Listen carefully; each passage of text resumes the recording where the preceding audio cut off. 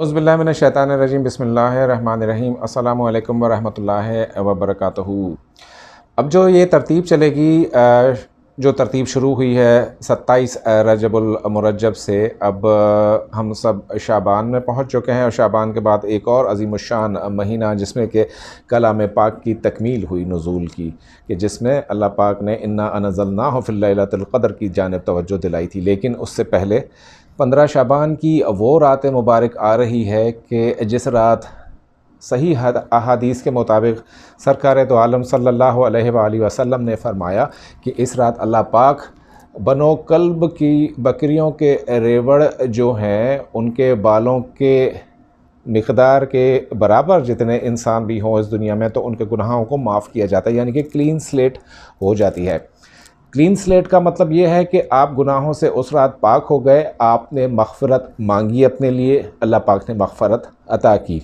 अब यहाँ कॉन्सेप्ट ये है कि हर शब बरात को 15 शाबान को हम सब लोग बहुत सारी दुआएं मांगते हैं, बहुत सारी हम इल्तिजाएं करते हैं, मनाजात करते हैं अल्लाह के हुजूर। लेकिन देखा ये गया है कि माँ सिवाय 5 to 10 15 हत्ता कि 30% लोगों के अलावा अगले साल तक वो दुआएं, वो इल्तिजाएं, वो मनाजात लोगों की दुनिया में उनको शर्फ़ कबूलियत ज़रा कम मिलता है, क्योंकि हर कोई यही शिकवा करता हुआ नज़र आता है मुझे कि जी 15 शाबान को भी हमने दुआ की है, 27 रमज़ान को भी दुआ की है, 27 रजब को भी दुआ की है, ज़िलहज्जा में भी हमने दुआएं की हैं, तो हमारे काम क्यों नहीं हो रहे, हमारी दुआएं कबूलियत का दर्जा क्यों नहीं पा रही? तो इसका एक सिंपल रीज़न है। एक तो यह है कि इन सारी मुबारक रातों में जब कायनाती गेटवेज़ खुले हुए होते हैं, जब फ्रीक्वेंसीज़ इस तरह की अल्लाह पाक बना देते हैं कि कोई अल्लाह पाक से कुछ भी अगर मांगता है, चाहे उसे मांगना आए या नहीं आए, उसे अता होती है। बाज़ दुआएं दुनिया में कबूल होती हैं, बाज़ दुआएं आखिरत के लिए रख ली जाती हैं। एक तो इसकी जो लॉजिकल तौजीह है वो ये है, क्योंकि क़यामत के दिन इंसान ये तमन्ना करेगा कि काश मेरी दुनिया में कोई दुआ कबूल नहीं हुई होती, क्योंकि जो दुनिया में दुआएं कबूल नहीं होती उनका अल्लाह पाक क़यामत में जो अजर अता फ़रमाएंगे, जो उसको रिवॉर्ड मिलेगा, वो उस रिवॉर्ड से कहीं ज़्यादा होगा कि जो उसने दुनिया में सोच रखा होगा कि मेरा ये काम हो जाए तो उसके बदले में मुझे ये खुशी मुयस्सर आए। क्योंकि दुआएं इंसान अपनी खुशी के लिए करता है, ताकि उसके हालात बेहतर हों और वो खुश महसूस करे, उसका जो है वो दर्जा बुलंद हो, उसकी हाजतें पूरी हों, उसकी ज़िंदगी में किसी मखसूस इंसान ने अगर आना है और वो नहीं आ रहा तो वो आ जाए, उसे जॉब नहीं मिल रही, उसे घर नहीं मिल रहा, उसके बच्चे नाफरमान हैं, औलाद की तरक्की नहीं हो रही, तो इस रात एक जो आप इबादत करते हैं वो सारी इबादत तो आप ज़रूर करें, जो नफल हैं हाजत के वो ज़रूर पढ़ें, जिस कदर तिलावत हो सकती है वो तिलावत भी आप ज़रूर करें। नवाफिल की तरफ जिस तरह मजमूआ वज़ाइफ में नवाफिल की तफसील दी गई है, उस तरीक़े से आप शब बरात के नवाफिल ज़रूर अदा करें। लेकिन मैं जो तरतीब आपको बता रहा हूँ और जो टेक्निक आपको सिखाऊंगा, उससे मुझे उम्मीद है कि अगले साल शब बरात आने जब आएगी तो हम सब अपनी प्रोग्रेस रिव्यू करेंगे कि हमारी कितनी दुआएं, कितने नफल, कितनी हाजतें कबूल हुई हैं। तो ये रात जो है इसका आगाज़ हो जाएगा मगरिब की नमाज के बाद। जूँ ही सनसेट होता है तो अगला इस्लामी दिन शुरू हो जाता है। तो मगरिब की नमाज़ अदा करने के बाद जो भी आप नफली इबादत करना चाहें, मेरी तरफ से इजाज़त है वो करें। लेकिन सलातुल हाजत जो है इस रात पढ़ना बहुत ही अफजल है। सलातुल हाजत बज़ाते ख़ुद हाजतों की तकमील की तरफ एक बहुत बड़ा कदम है जो कि इस रात पढ़नी चाहिए, और सलातुल हाजत की बहुत बड़ी फ़जीलत है। एक तो ये हो गया। अब जो मखसूस अमल मैं आपको देने लगा हूँ इस रात मुबारका के लिए, उसमें सबसे पहले ये है कि आपने 33 मरतबा 33 टाइम्स दुरूद इब्राहिमी पढ़ना है। मगरिब के बाद फजर तक किसी भी वक्त पढ़ सकते हैं अपनी सहूलत से। 33 टाइम्स दुरूद इब्राहिमी पढ़ेंगे, उसके बाद आपने पढ़ना है 1200 दफ़ा अस्तग़फिरुल्लाह। अगर आप सिर्फ़ अस्तग़फिरुल्लाह भी पढ़ना चाहते हैं तो ये भी कबूलियत का दर्जा रखता है। लेकिन अगर कोई जामिया इस्तग़फ़ार पढ़ना चाहते हैं, बहुत सारे जामिया इस्तग़फ़ार भी हैं, वो भी 1200 दफ़ा पढ़े जा सकते हैं। कोई भी एक मुंतखब कर लीजिए, वो पढ़ लीजिए। अब उसके बाद आपने पढ़ना है 7 दफ़ा सूरह फ़ातिहा और 11 दफ़ा आयतुल कुर्सी, क्योंकि आयतुल कुर्सी के बग़ैर किसी वजीफ़े की, किसी रूहानी उसकी जो हम कर रहे होते हैं काम, उसकी तकमील नहीं होती। 11 दफ़ा आपने आयतुल कुर्सी पढ़ ली। उसके बाद आपने पढ़ना है 360 दफ़ा 360 टाइम्स।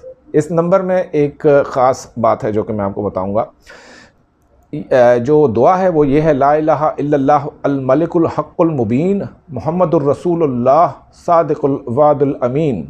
پھر سے سن لیجئے، لا الہ الا اللہ الملک الحق المبین محمد الرسول اللہ صادق الوعد الامین۔ میں کوشش کروں گا کہ اسکرین پر بھی آ جائے آپ کی سہولت کے لیے۔ تو یہ پڑھنی ہے 360 ٹائمز۔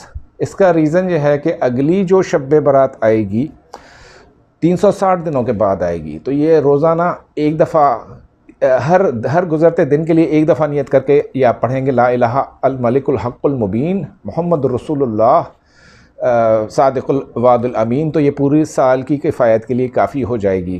آخر میں اس دعا کے بعد آخر میں آپ نے 7 دفعہ سورہ فلق پڑھنی ہے، 7 دفعہ سورہ ناس پڑھنی ہے۔